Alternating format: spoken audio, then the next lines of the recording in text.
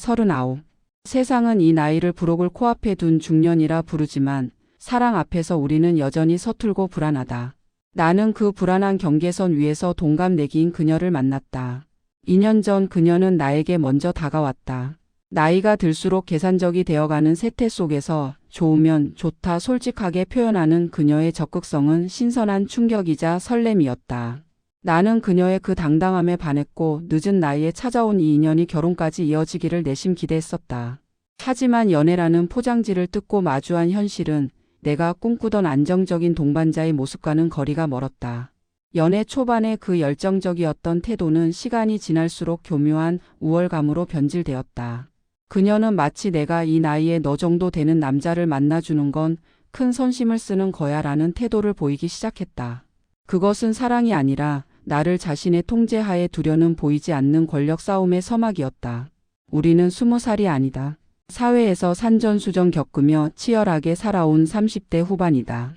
나는 퇴근 후 넥타이를 풀고 국밥 한 그릇에 소주 한 잔을 기울이며 서로의 고단한 하루를 위로해 줄 수 있는 편안한 관계를 원했다. 하지만 그녀는 달랐다. 그녀의 연애 시계는 여전히 대학 시절에 멈춰 있었다. 그녀는 나에게 끊임없이 로맨틱한 무드를 요구했다. 기념일마다 고급스러운 장소는 기본이고 트렁크 가득 채운 꽃다발이나 큰 인형 선물 같은 서프라이즈 이벤트를 바랐다. 내가 야근에 지쳐 피곤한 기색이라도 보이면 그녀는 불같이 화를 냈다.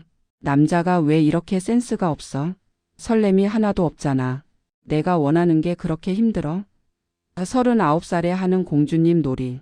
그것은 설렘이 아니라 지독한 감정 노동이었다.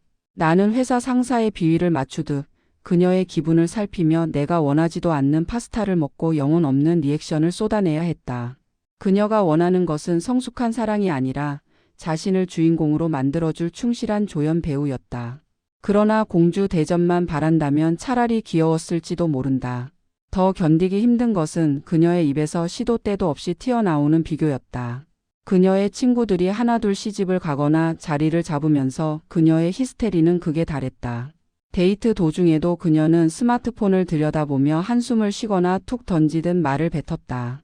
내 친구 수진이 이번에 결혼하는데 남자가 강남에 40평대 아파트 해왔대. 시댁이 엄청 부자라서 예단으로 에르메스 가방 받았다더라. 누구 남편은 이번에 승진해서 연봉이 1억이 넘는다던데 자기는 언제 승진해? 그녀의 말들은 비수처럼 날아와 내 자존심을 난도질했다. 그녀는 나라는 사람 자체를 보는 것이 아니라 내 배경과 능력을 끊임없이 남들과 저울질하고 있었다. 내가 열심히 일해서 모은 전세 자금은 그녀의 기준에서 초라한 시작일 뿐이었고 나의 성실함은 능력 없음으로 치부되었다. 그녀를 만날 때마다 나는 한없이 작아지는 기분을 느껴야 했다.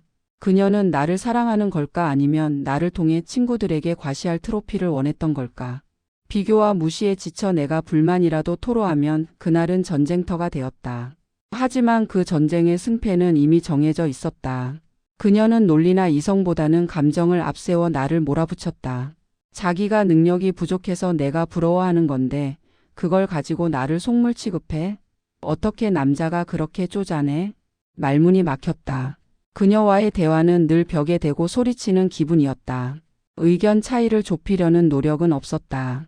오로지 자신의 기분이 상했다는 것, 내가 자신의 기대에 미치지 못했다는 것만이 그녀에게는 중요했다. 결국 싸움을 끝내기 위해 나는 늘 고개를 숙여야 했다. 미안해, 내가 더 노력할게. 마음에도 없는 사과를 하고 나서야 그녀의 분노는 가라앉았다. 내가 무조건 져줘야만 유지되는 평화. 그것은 관계가 아니라 굴종이었다. 그렇게 위태로운 줄타기를 하던 중 올해 들어 그녀는 부쩍 결혼 이야기를 꺼내기 시작했다. 39이라는 숫자가 주는 압박감 때문일 것이다. 주변 친구들은 다 떠나고 혼자 남겨질지도 모른다는 공포가 그녀를 조급하게 만들었다. 그녀는 구체적으로 예식장을 알아보고 신혼여행지를 검색하며 나를 압박해왔다. 우리 나이가 몇인데 이제 결정해야지. 부모님도 기다리셔. 이번 가을에는 식 올려야 하지 않겠어? 그녀의 입에서 결혼이라는 두 글자가 나올 때마다 나는 목을 조르는 듯한 답답함을 느꼈다. 보통의 연인들이라면 미래를 꿈꾸며 설레야 할 단어가 나에게는 피하고 싶은 재앙처럼 다가왔다. 그녀와의 결혼 생활이 어떨지 너무나 선명하게 그려졌기 때문이다. 나는 상상해 보았다. 퇴근하고 집에 돌아갔을 때의 풍경을. 그녀는 소파에 앉아 친구들의 SNS를 보며 나에게 바가지를 긁고 있을 것이다. 누구는 이번에 유럽 여행 갔다는데 우리는 왜 맨날 집구석이야? 자기 월급으로는 애 학원비도 감당 못하겠다. 내가 벌어오는 돈은 늘 부족할 것이고 내가 베푸는 호의는 늘 당연한 것이 될 것이다. 평생을 남과 비교당하며 그녀의 기분을 맞추기 위해 눈치를 보는 삶. 가장 편안해야 할 가정이 가장 불편한 직장이 되는 미래. 그녀는 나를 인생의 동반자로 여기는 것이 아니라 자신의 불안한 노후를 책임질 보험이자 친구들에게 보여주기 위한 구색 맞추기용 남편으로 여기고 있었다. 그런 여자와 한 집에서 밥을 먹고 잠을 자며 평생을 함께한다. 차라리 평생 혼자 사는 게 낫겠다는 생각이 들 정도였다. 하지만 나는 비겁하게도 아직 그녀에게 명확한 답을 주지 못하고 있다. 결혼하자는 그녀의 말에 지금은 회사 일이 너무 바빠서 아직 준비가 덜 돼서라며 말꼬리를 흐릴 뿐이다. 39이라는 나이에 이별을 고한다는 것의 무게감을 알기 때문이다. 내가 헤어지자고 하면 그녀는 무너질지도 모른다. 아니 자신의 시간을 낭비하게 했다며 나를 천하의 나쁜 놈으로 매도할 것이다. 나 역시 두렵다. 다시 혼자가 되어 새로운 사람을 찾을 수 있을까? 어쩌면 내가 너무 눈이 높은 건 아닐까? 하지만 아무리 고민해봐도 결론은 하나다. 싫은 건 싫은 거다. 사랑하지 않는 사람 아니 함께 있으면 내가 불행해지는 사람과 결혼할 수는 없다. 그것은 나 자신에 대한 학대이자 그녀에게도 불행한 일이다. 어제 저녁 그녀는 또다시 친구 남편의 승진 이야기를 꺼내며 나를 깎아내렸다. 자기는 야망이 없어. 그러니까 만년 과장이지. 그 순간 내 안에서 무언가가 툭 하고 끊어지는 소리가 들렸다. 나는 밥숟가락을 내려놓고 그녀를 빤히 쳐다보았다. 이제는 말해야 한다. 당신이 원하는 공주 대접도 당신이 바라는 강남 아파트도 당신이 꿈꾸는 화려한 결혼식도 나는 해줄 수 없다고. 아니 해주고 싶지 않다고. 우리는 서로에게 맞는 짝이 아니라고. 39 늦었다면 늦은 나이지만 잘못된 기차를 타고 종착역까지 가는 것보다는 지금이라도 뛰어내리는 것이 낫다. 물론 뛰어내린 만큼 그녀도 나도 상처를 받을 것이다. 특히 그녀는 이 나이에 자신을 차버린 것에 대한 분노를 표현할 게 뻔하다. 나 역시 같은 나이인데.